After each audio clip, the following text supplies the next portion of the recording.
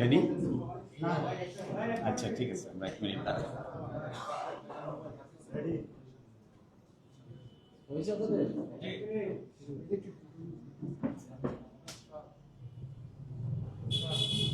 ঠিক আছে।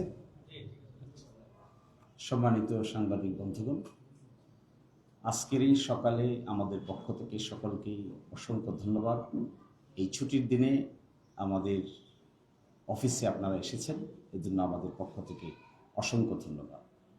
আজকে আমরা যে মিটিংটি করেছি এটা international foundation for electoral systems, তাদের সঙ্গে জামায়াতে ইসলামীর নেতৃবৃন্দের মিটিং হয়েছে। এই মিটিংয়ে উপস্থিত ছিলেন জনাব সাইফুল আলম খান মিলন এমপি, উপস্থিত ছিলেন জনাব জসিমউদ্দিন সরকার, তিনি central working committee member Bangladesh Jamaat-e-Islami, এবং জনাব Mahbubul Alam Salihi, recently elected MP. তো আমাদের মধ্য থেকে এই মিটিংয়ের ব্যাপারে এখন আপনাদের সামনে কথা বলবেন জনাব সাইফুল আলম খান মিলন, বাংলাদেশ জামায়াতে ইসলামীর সেন্ট্রাল এক্সিকিউটিভ কমিটির মেম্বার এবং বর্তমান পার্লামেন্টের সদস্য। আমরা যেখানে বসে আছি এখানকারও তিনি নির্বাচিত সদস্য। তিনি আপনাদের সামনে আজকের এই মিটিংয়ের ব্যাপারে বিস্তারিত উপস্থাপন করবেন।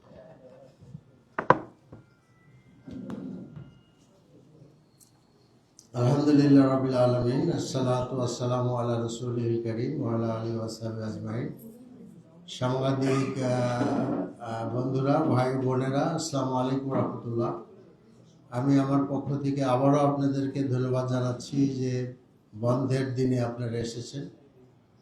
তো একটু আগে শুনলেন আপনারা, আমরা একটা ইউকে বেসড অর্গানাইজেশনের সাথে বসেছিলাম, যাদের মূল উদ্দেশ্য হলো যে জাতীয় সংসদকে কিভাবে শক্তিশালী করা যায় সেই বিষয় নিয়ে তারা আমাদের সাথে আলাপ করেছেন। তো আমরা তাদের কথা শুনেছি এবং আমাদের পক্ষ থেকে আমরা বলেছি যে আমরা প্রথমত যেটা বলেছি যে আমরা চাই যে আমাদের এই যে ত্রয়োদশ জাতীয় সংসদ, এই সংসদটা পূর্বের সংসদ থেকে ভিন্ন। কারণ এই সংসদটা জুলাই আন্দোলনের পরে গঠিত একটি সংসদ। এই সংসদের ব্যাপারে দেশের মানুষের আশা বা অ্যাসপিরেশন সম্পূর্ণ আলাদা। আমরা জুলাই আন্দোলন অ্যাসেসটা হলো যে সংসদই হোক আমাদের জাতীয় জীবনের সকল আলোচনা এবং সমস্যা সমাধানের আপনার কেন্দ্র। সেক্ষেত্রে সরকারি দলের সাথে বিরোধী দল সমানভাবেই ইম্পর্টেন্ট। তো সেই সব বিষয় নিয়ে আমরা কথা বলেছি যে কি করে একটা সংসদে সরকারি দল এবং বিরোধী দল তারা ইম্পর্টেন্ট রোল প্লে করতে পারে। অনেকগুলা ডিফিকাল্টিজ আছে, কারণ আপনারা জানেন যে সরকারি দল এখন একটা বড় মেজরিটি নিয়ে আছেন। সেক্ষেত্রে কোনো একটি বিষয় নিয়ে আলোচনা করতে গেলে সকল কিছুই সরকারি দলের উপরে নির্ভর করছে। কাজে সেক্ষেত্রে আমরা রুলস অফ প্রসিডিউরের ব্যাপারেও অনেক পরিবর্তনের প্রয়োজনীয়তার কথা সেখানে আলোচনা হয়েছে। সেগুলোর ব্যাপারে আমরা আমাদের সাজেশন দিয়েছি। তারা একটা রিপোর্ট তৈরি করবেন এবং তারাও আমাদের কিছু সাজেশন দিয়েছেন যে কী করে পার্লামেন্টকে আরও শক্তিশালী করা যায়। তো সেই সব বিষয় নিয়ে আমরা কথা বলেছি। এখন আমাদের এই সংসদে সবচেয়ে বড় বিষয় যেটা আমাদের সামনে এসেছে যে সেটা হলো যে জুলাই সনদকে বাস্তবায়ন করা। আমরা দেখেছি যে প্রথম দিন থেকেই একটা ভিন্ন দিকে সরকারি দল হাঁটা শুরু করেছেন। তারা জুলাই সনদের জন্য যে সংস্কার পরিষদ সেখানে তারা শপথ নেননি এবং এখনও বিভিন্ন আলোচনা এবং অলরেডি একটা প্রস্তাব তারা নিয়ে আসবেন, যেটা হলো আপনার এই গণভোটকে আপনার গণভোটের অধ্যাদেশকে বাতিল করার প্রস্তাব, এই সমস্ত বিষয় আসছে। এগুলো নিয়ে আমরা আলোচনা করছি। This is very very important, কারণ এত রক্ত, এত আপনার আহত লোকের মানে মিছিল আমাদের সামনে আছে। এত কিছুর পরে যদি আমরা এই পার্লামেন্টের জুলাই সনদেরটা বাস্তবায়ন করতে না পারি, তাহলে জাতির জন্য খুব হতাশাজনক হয়ে যাবে আর কি। তো এসব বিষয়ে আলোচনা হয়েছে এবং আমরা সেখানে আমাদের পরামর্শগুলো রেখেছি যে কী করে পার্লামেন্টকে আরও শক্তিশালী করা যায়। এবং এখানে মূল কথা হলো যে আরেকটি ইম্পর্টেন্ট কথা হলো যে পার্লামেন্টের বিভিন্ন যে কমিটি আছে, জুলাই সনদের এসেন্স অনুযায়ী সে সমস্ত কমিটিতে অনেকগুলাতেই বিরোধী দলের লোকেরাই হেড করবেন। সেটা এখনও বাস্তবায়ন হয় নাই, এটা আমাদেরকে দেখতে হবে। যদি এটা না হয় তো সেখানে একটা ব্যত্যয় ঘটবে।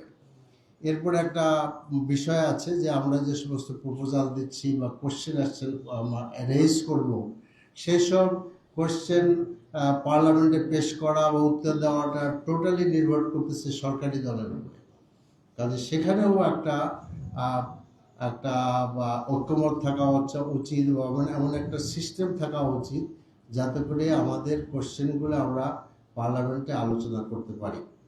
তো এইসব বিষয় নিয়ে আমাদের কাছে তাদের সাথে আলোচনা হয়েছে এবং আমরা এটাও বলেছি যে পার্লামেন্টের সদস্যদেরকে কি করে আরও ট্রেন করা যায়, ডেভেলপ করা যায়, টু রোল প্লে করার জন্য, ভূমিকা পালন করার জন্য, যাতে করে পার্লামেন্ট কার্যকরী হয় আর কি। তো আমার মনে হয় যে আরও কিছু জিনিস বাদ থাকে তাহলে আবার শেষে যোগ করতে পারো। তো মোটামুটি এইটাই কথা আর কি। তো তারা আমাদের কথা নোট করেছেন, অ্যাগ্রি করেছেন এবং তারা একটা রিপোর্ট তৈরি করবেন এবং আমরা আশা করছি যে এভাবে একটি প্রসিডিউরের মাধ্যমে বাংলাদেশের ত্রয়োদশ জাতীয় সংসদটা একটি উল্লেখযোগ্য ভূমিকা পালন করতে পারবে। কারণ জামাত প্রথম থেকেই যেটা মনে করছে যে পার্লামেন্ট আমাদের জন্য সকল বিষয়ের কেন্দ্রবিন্দু হয়, সকল আলোচনা, সকল সমস্যার সমাধানের কেন্দ্রবিন্দু হয়। কারণ আমরা আর সেই যে পুরাতন প্র্যাকটিস যে সব কিছুর জন্যই রাস্তায় নেমে আসা, এটা আমরা করতে চাচ্ছি না। তো সেই আশাটা আমরা এখনও ব্যক্ত করতে চাই যে গুড উইশেসটা হবে। আরেকটা ইম্পর্টেন্ট ব্যাপার হলো যে এটা প্র্যাকটিস আপনারা দেখবেন যে আমরা সবসময় বলি যে আমরা ওয়েস্টমিনিস্টার সিস্টেমকে ফলো করি।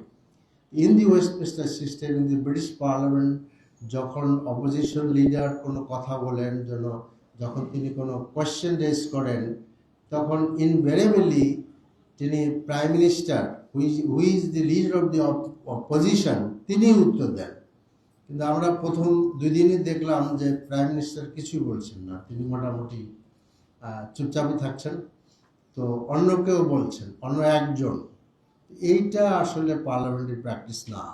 কারণ এটা একটা ইম্পর্টেন্ট থিং ইজ দ্যাট যে আমাদের অপোজিশন লিডারের উত্তরটা পজিশনের লিডারই দিবেন, এটাই স্বাভাবিক। এবং এটা আমরা এখনও আশা করছি। এই বিষয়টা আমরা তাদেরকে বলেছি। যেখানে অবশ্যই একটা পার্লামেন্টারি লাইব্রেরি আছে, সেই লাইব্রেরিটাও আমাদেরকে ইউজ করতে হবে। আর একটা ইম্পর্টেন্ট ব্যাপার হলো যে বাংলাদেশে যদি আমরা পার্লামেন্টে ভালো ভূমিকা পালন করতে চাই, তাহলে আমাদের access to the ministry is important, which is যেটাকে বলা হয় শ্যাডো মিনিস্ট্রি সিস্টেম। কিন্তু বাংলাদেশে সেটার কোনো লিগ্যাল নাই আর কি, সুযোগ নাই। এবং জামাত প্রথম থেকে মনে করছে যে that should B A legal shadow ministry system, যাতে করে আমরা মিনিস্ট্রিতে প্রয়োজনীয় ইনফরমেশনগুলো পেতে পারি এবং সংসদের ভিতরে আমরা prior to discussion in the committee and parliament আমরা প্রিপারেশন নিতে পারি। কারণ অন্ধকারে তো আসলে কোনো কিছু করা যায় না। অর্থাৎ আমরা বলতে চাচ্ছি যে পার্লামেন্টারি সিস্টেম দেশের সব কিছুটা যেন আমরা ধীরে ধীরে সামনের দিকে যেতে পারি, আমরা আর পিছনের দিকে যেতে চাই না। কাজে আমরা সেই চেষ্টাই করতে চাচ্ছি। তো আমরা আশা করছি যে গুড উইশেস আমাদের সরকারের হবে এবং তারা একটা সুন্দর প্র্যাকটিস গড়ে তুলবেন। কারণ এই পার্লামেন্টের পরে তো আবার পার্লামেন্ট হবে, কাজেই আমরা যদি কিছু ভালো রেখে যেতে পারি তাহলে ভবিষ্যৎ পার্লামেন্ট, আজকের বাংলাদেশ, ভবিষ্যতের বাংলাদেশের জন্য একটা আমরা সুন্দর ভালো জিনিস রেখে যেতে পারবো। সেটা আমাদের সরকারি দল, বিরোধী দল সকলেরই জন্য এটা আমাদের কৃতিত্বের স্বাক্ষর আমরা রেখে যেতে পারবো। তো আপনাদের তারাও যেটা বলেছেন, তারা অলরেডি গভর্নমেন্টের সাথে কয়েক দফা মিটিং করেছেন, গভর্নমেন্টের সাথে কথা বলেছেন, বিভিন্ন স্টেক হোল্ডারদের সাথে কথা বলেছেন। যেসব বিষয়ে আমরা সাজেশন দিয়েছি তারা একটা রিপোর্ট করবেন, they will proceed this report to the government also, to us also. তো বাই দিস আমরা মনে করি যে একটা জিনিস গড়ে উঠতে পারবে, আমরা আশাবাদী হতে চাই। তো আপনাদেরকে অনেক অনেক ধন্যবাদ যে আপনারা কষ্ট করে এসেছেন। ইনশাল্লাহ আবার দেখা হবে। সালাম আলাইকুম। গণভোটের অধ্যাদেশ তারা বাতিল করতে যাচ্ছে এবং তাদেরকে একটা সংখ্যাগরিষ্ঠ করা হচ্ছে। আজকে তাদের সাথে বৈঠক করলে তাদের সাথে এই বিষয়ে কোনো আলোচনা হয়েছে? জি, আমরা এটা বলেছি, গভর্নমেন্টের গণভোটের অধ্যাদেশ বাতিল করার যে আপনার তারা প্রস্তাব নিয়ে এসছেন, অলরেডি আমাদের কাছে যেটা আছে সেটা আমরা বলেছি আর কি। এটা আসলে খুব একটা মানে অদ্ভুত একটি ব্যাপার যে আপনি আমরা সকলে মিলে ঐক্যমত্য কমিশনে আমরা অংশগ্রহণ করলাম, আমি নিজে ছিলাম, শিশির ছিল, আমরা দীর্ঘদিন সেখানে ডিসকাশন করলাম। আর দুষ্ট লোকেরা বলে যে আমরা ভালো ভালো খাইলাম আর কি। এখন যদি আমরা কিছুই না করি তাহলে দুষ্ট লোকের কথাটাই তো আসলে এস্টাবলিশ হয়ে যাবে যে আমরা গেলাম, খাইলাম, কিছু করলাম না। তো কাজে আমরা সেটা বলেছি যে আমরা শুধু ডিসকাসই করিনি, আমরা নোট অফ ডিসেন্ট দিয়েছি, আবার আমরা একমত হয়েছি। এবং আপনারা চিন্তা করে দেখেন যে বাংলাদেশের ইতিহাসে right from the Pakistan up to this days কোনো একটি সময়ে পলিটিক্যাল পার্টিগুলো এত বড় বিষয়ে এবং অনেক বেশি বিষয়ে ঐক্যমত হয়নি। আমি আপনার আশা করি আপনারা একমত হবেন। This is a very unique feature of our political history. So this is very important for all the political party যে এই যে একটা আমরা ঐক্যমত হলাম, এই ঐক্যমতকে বাস্তবায়ন করা। কারণ আপনি তো বাস্তবায়ন করার পরে আপনি জুলাই চার্টারে স্বাক্ষর করেছেন। তো এতগুলো মানে জাতি দেখলো আর কি, পুরা জাতি দেখলো, ইন্টারন্যাশনাল অর্গানাইজেশনগুলো সেখানে ছিল, দেশ বিদেশে সমস্ত জায়গায় আমরা এটা দেখলাম প্রচার হতে। তারপরে যদি আমরা মানে করি, ব্যাকওয়ার্ড ওয়াক করা শুরু করি, তখন আমাদের জবাবটা কি হবে? জাতি হিসাবে আমরা খুবই আপনার লজ্জার মধ্যে পড়ে যাব এবং লোকেরা মনে করবে যে এই জাতি দ্বারা আসলে কিছু হবে না। এবং আপনারা তো এটা সবচেয়ে বড় সাক্ষী। কাজে আপনারা এটাই তো বলবে লোকেরা যে টক টক টক, এবং কিছু ইটও করে, তারা খায়, কিন্তু কাজের সময় তারা আর কিছুই করে না, ওই আগের গর্তেই ফিরে যায় আর কি। কাজে জাতি যেন আগের গর্তে ফিরে যেতে না পারে সেই প্রত্যাশায় আমাদের থাকবে, এবং সেই তার সবচেয়ে বড় দায়িত্ব সরকারি দলের। আমরা তো ওপেনলি বলছি যে আমরা এর সাথে আছি, সংসদের ভিতরে বলেছি, বাইরে বলেছি, আবারও বলবো, এবং এখনও আশাবাদী হতে চাই যে আমরা যেন জুলাইয়ের সাথে আপনার মানে এসেন্সের সাথে, জাতির আকাঙ্ক্ষার সাথে আমরা যেন মানে বিশ্বাসঘাতকতা না করি। কারণ মনে রাখতে হবে 69% অ্যাবাউট লোকেরা ভোট দিচ্ছে হায়ের পক্ষে। তো 2/3 মেজরিটি যখন বিএনপির হয় তখন এটা স্পষ্টতই বোঝা যায় যে বিএনপির বহু লোকেরা এখানে হা ভোট দিয়েছেন এবং প্রাইম মিনিস্টার নিজে হা ভোটের পক্ষে ক্যাম্পেইন করেছেন। তাহলে সকলেকে গরল ভেল হয়ে গেল। এই যে জনগণের ভোট, আপনারা যে লোকেরা ভোট দিলেন, সংবিধান যাই কিছু বলেন, সংবিধানের জনগণই তো আসলে সকল সার্বভৌমত্ব ক্ষমতার মালিক আর কি। তারা তো ভোট দিলেন। সংবিধান মাইনে তো আসলে জুলাই আন্দোলন হয় নাই, সংবিধান মাইনে তো আসলে ৭১-এর মুক্তিযুদ্ধ হয় নাই, সংবিধান মাইনে তো তারেক রহমানকে তো ১৭ বছর বাইরে রাখা হয় নাই, তাই না? এবং আমার তো মনে হয় যে যদি সংবিধানই থাকতো তাহলে আমাদের হোম মিনিস্টারকে তো আগরতলা থাকতে হতো না, নাকি থাকতে হতো? এবং যতদিন পর্যন্ত জুলাই আন্দোলন না হয়েছে ততদিন পর্যন্ত তারেক রহমান এবং সালাউদ্দিন সাহেব তো দেশে আসতে পারেননি। তো তো কাজে এই সব কিছু, এই যে গুণ খুম আয়নাঘর, এবং আপনারা দেখেন যে আশ্চর্যজনকভাবে এই সমস্ত জিনিসের মধ্যে অ্যামেন্ডমেন্ট আনা হচ্ছে আর কি, বাতিল করতে চাচ্ছে এগুলা। এটা খুবই আনফর্চুনেট।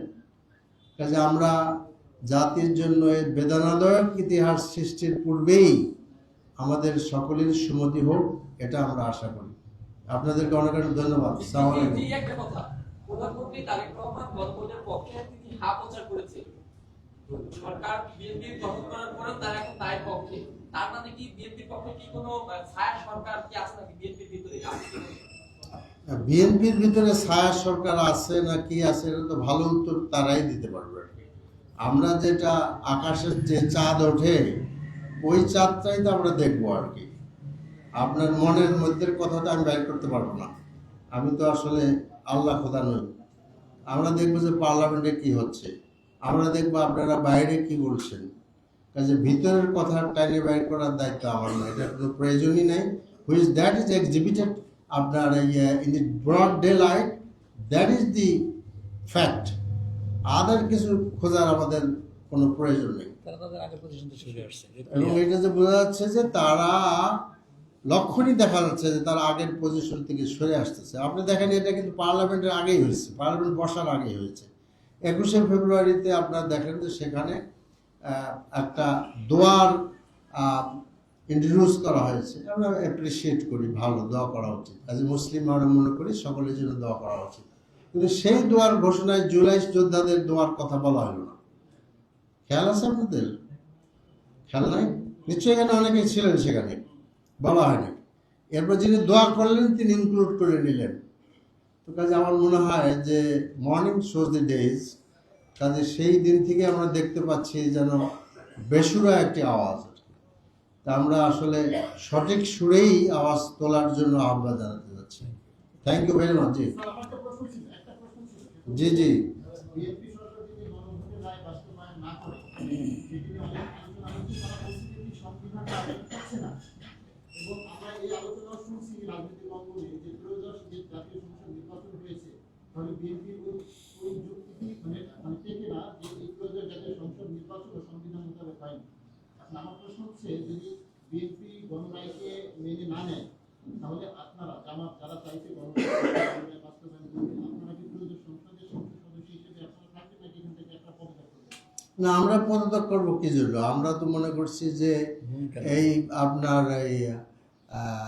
আপনার এই আন্দোলনের পরে, জুলাই আন্দোলনের পরে ত্রয়োদশ জাতীয় সংসদ নির্বাচন অনুষ্ঠিত হয়েছে, এবং এই নির্বাচনে দেশের সব পার্টি তো অংশগ্রহণ করেছে, কোনো পার্টি তো বাদ নাই আর কি, অ্যাকসেপ্টিং আপনার একটা দল আছে। তারা ভোট দিয়েছে। তো সেক্ষেত্রে আমরা তো শপথ দিয়েছি, বিএনপিও শপথ দিয়েছে। কাজে এই প্রশ্ন তো আসে না যে আমরা পার্লামেন্টে আপনার থাকবো কি থাকবো না। পার্লামেন্টে অবশ্যই থাকবো আমরা, আমরা পার্লামেন্ট থাকবো, ভূমিকা নিব এবং আমরা শক্তভাবেই ভূমিকা নিব, এবং সব কিছু আমরা আইনের মধ্যে থেকে নিব। এটা ভিতরে হবে এবং বাইরে হবে। আমরা চাই যে আমরা যেন ভিতরেই ভূমিকা পালন করে কাজটা শেষ করতে পারি। রাস্তায় তো বহু হাঁটলাম, জেলে থাকলাম, আয়না ঘরে থাকলাম, আপনারা 17 বছর বাইরে থাকলেন, আপনারা ভারতে থাকলেন, এখনো এই পার্লামেন্টে একজন দুজন সদস্য এবং একজন আছেন, কমপক্ষে একজন, যার হাজবেন্ডকে এখন আপনার পাওয়া যাচ্ছে না। এবং আপনি দেখেন যে আসলে এই গুম খুনের বিষয়টা কিন্তু কোনো দলের সাথে লিমিটেড ছিল না। আপনি দেখেন যে ইলিয়াস আলী কি তাদের লোক না? তাদের নেতা তো কই সে ইলিয়াস আলী? চৌধুরী আলম কোথায়? আপনার সালাউদ্দিন কাদের সাহেবের ছেলে হুম্মাম কাদের, ওয়াজ he not in the Aynaghor? কাজে শুধু আরমান যে আয়নাঘরে ছিল তা না, আয়নাঘর থেকে ফিরছে হুম্মাম কাদের, ফিরছে বেশ আগে, আরমান ফিরছে, হ্যাঁ, কিন্তু বাকিরা গেল কোথায়? আয়নাঘরের বাকি বাসিন্দারা, আরও কিছু কিছু লোক ফিরেছে। কাজে জাতির কাছে কিন্তু অনেক কোশ্চেন, এবং অনেক লোকদেরকে আপনার ধরে নেওয়া হয়েছে বিভিন্ন জায়গার থেকে, বাসের থেকে, বাড়ির থেকে, অমুক জায়গার থেকে, তমুক জায়গার থেকে। এত কিছু ত্যাগ, এত রক্ত, এত কিছুর বিনিময়ে এই জাতি যদি আসল পথে না হাঁটতে পারে, এর থেকে দুঃখজনক ইতিহাস বোধহয় হবে না। আর ইতিহাসের পাতায় তো এগুলো লেখা থাকবে আর কি, এবং আপনারাই লিখবেন। এবং সেই লেখায় সম্ভবত রাজনৈতিক দলগুলোকে ক্ষমা করার কোনো সুযোগ থাকবে কিনা আমি জানি না, সেই উত্তর আপনারাই দিতে পারবেন। ধন্যবাদ আপনাদেরকে।